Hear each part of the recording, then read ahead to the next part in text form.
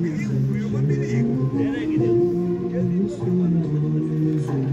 Şehadet bir saadet kanımızda Gazze'de yeşerecek adalet sabretmez şimdi aksa bitecek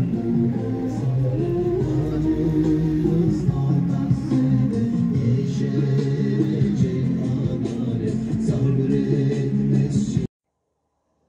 Bismillahirrahmanirrahim.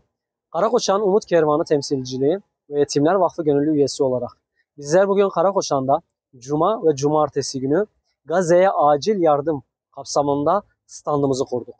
Standımıza hayırseverlerin bizlere verdiği yardımları Allah izin verirse Filistin'deki kardeşlerimize yollayacağız. Gazze'ye acil yardım dedik.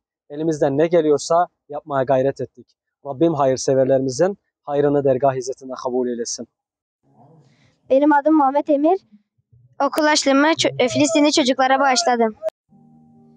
Hüseyin Mete Ulaş ben. Bugünkü harçlığımı Gazze'deki çocuklara bağışladım.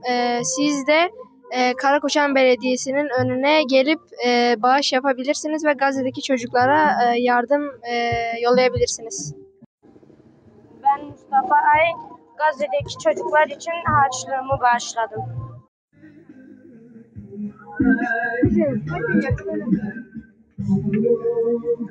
Aleyküm arkadaşlar. Benim adım Zeynep Hüda Erol. Bu kumbaramı Gazze'deki çocuklara paylaşmak istiyorum.